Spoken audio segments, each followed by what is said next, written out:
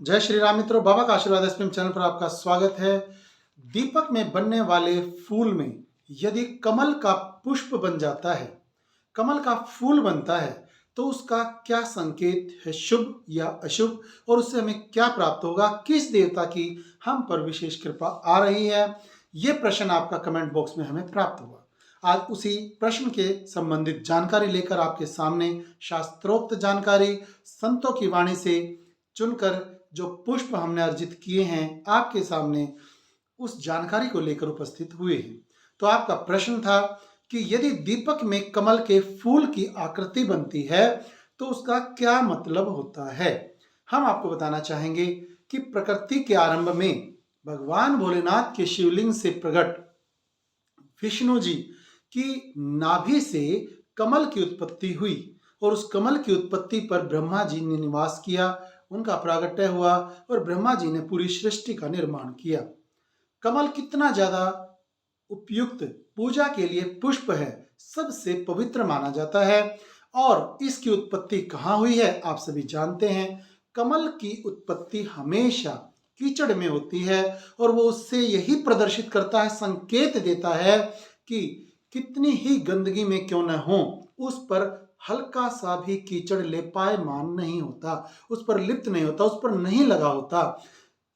कमल के पुष्प की चिकनाई जो आप देखेंगे कि उसकी पूरी शाखा यूं बाहर जब आ जाती है कीचड़ से, तो उस पर लेश मात्र भी, तनिक छोटे से बूंद रूप में भी कीचड़ उस पर लेपायमान नहीं होता।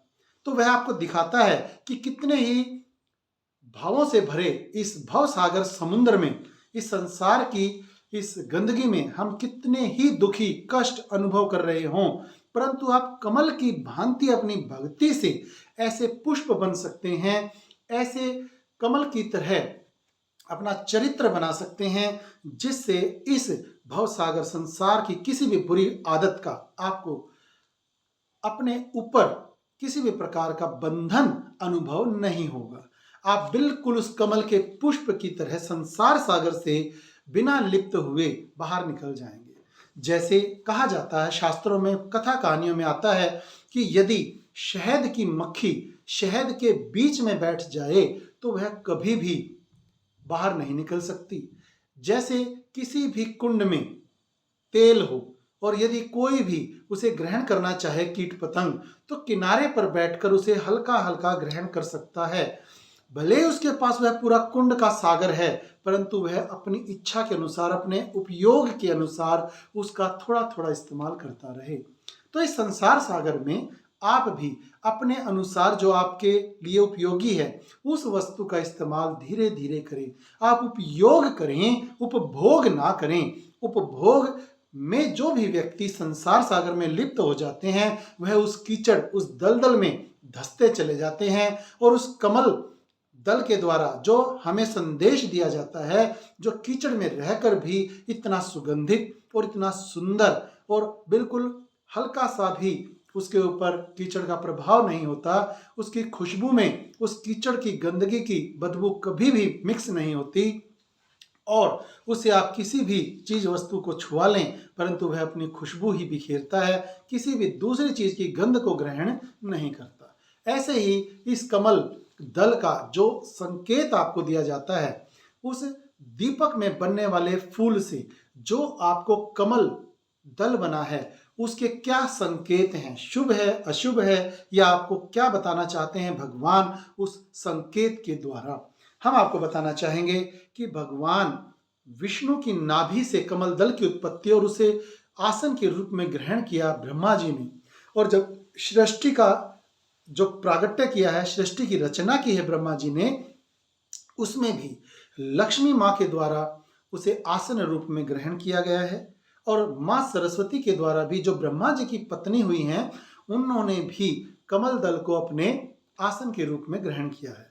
अर्थात जब कभी भी आपकी दीपक में बनने वाले फूल पर कमल दल की आकृति बनकर सामने आती है, तो उस समय आप पर सृष्टि के रचयिता और उनकी रक्षा करने वाले, पोषण करने वाले भगवान विष्णु का विशेष आशीर्वाद है।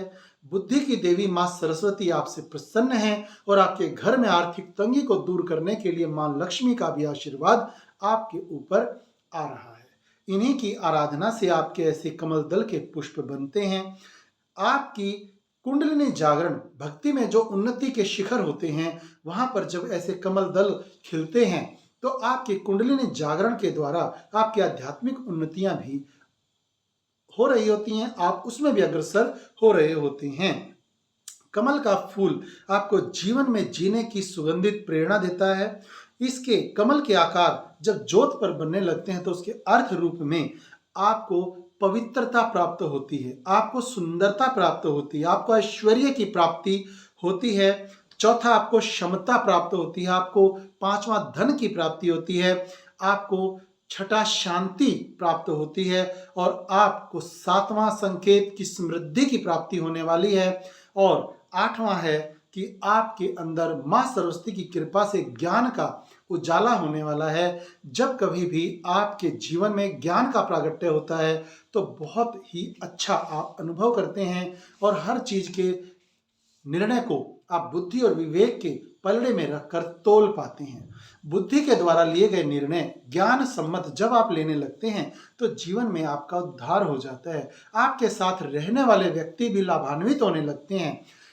जब कभी भी दीपक के फूल में बनती हैं अलग अलग आकृतियां और आपको मान लीजिए धन की प्राप्ति के योग बनते हैं तो धन प्राप्ति का अर्थ केवल आर्थिक रुपया पैसा ही नहीं होता। सुख, ऐश्वर्य, क्षमता, बल, धैर्य, विवेक आदि की प्राप्ति भी आपके धन रूपी ऐसे संकेतिक वृक्ष हैं जिनके पास पनपने से आपकी सुवास, जो आपका जीवन में महकने वाले खुशबुएं हैं, वे बहुत ही मधुर होने लगती हैं और आपका जीवन सुख, शांति, संतोष से परिपूर्ण होने लगता है। ज्ञान आपको परोपकारी भी बनाता है। ज्ञान आपको किसी भी प्रकार की मोह ममता में पड़ने से भी बचाता है। तो ज्योत पर जब कमल की आकृति बनती है तो आपकी बुद्धि भी निर्मल होने लगती है और आपके जीवन में कमल के पुष्प की तरह सुगंधी फैलने लगती है। आप नकारात्मक शक्तियों से दूर होने लगते हैं।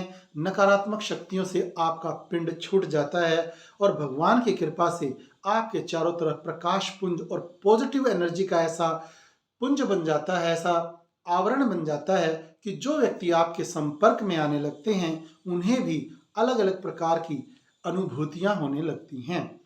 जो माता लक्ष्मी को पूर्णिमा और दीपावली के दिन कमल का पुष्प चढ़ाता है उसके जीवन से कभी भी लक्ष्मी का गमन नहीं होता, हमेशा उसके जीवन में आगमन रहता है। धन उसकी तरफ दसों दिशाओं से आकर्षित होता रहता है क्योंकि जहां पर मां लक्ष्मी रहेंगी, जैसे रामायण में बताया जाता है, ब्रह्म रामायण में भी आता है कि जब जनक जी के यहाँ माता सीता कन्या रूप में प्रकट हुई थी तो उसके बाद पूरी जनकपुरी में इतना ज्यादा वातावरण में बदलाव हुआ और चारों तरफ धन धान्य की बरसात होने लगी कि वहां पर कभी किसी वस्तु की, किसी चीज की कभी भी कमी नहीं हुई।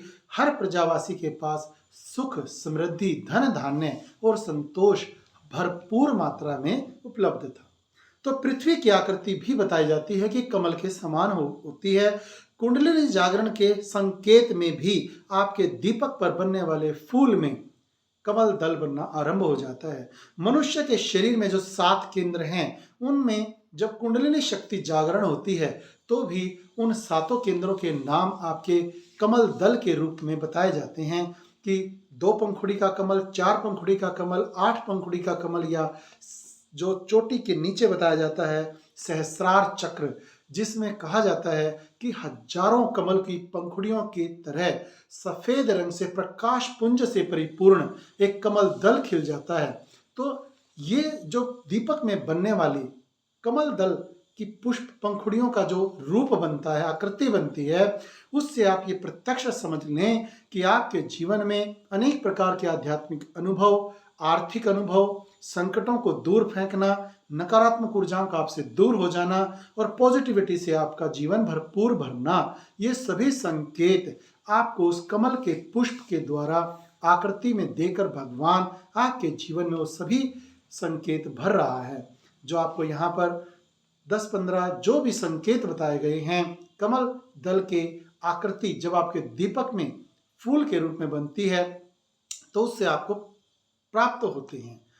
यदि यह जानकारी आपको अच्छी लगी है तो लाइक जरूर करें, चैनल को सब्सक्राइब करें। ऐसी अन्य जानकारियों के लिए आप हमारे नए वीडियो को फुल ऑल नोटिफिकेशन के साथ सब्सक्राइब करें चैनल को, तो आपको उनकी नोटिफिकेशन भी प्राप्त होती रहेगी।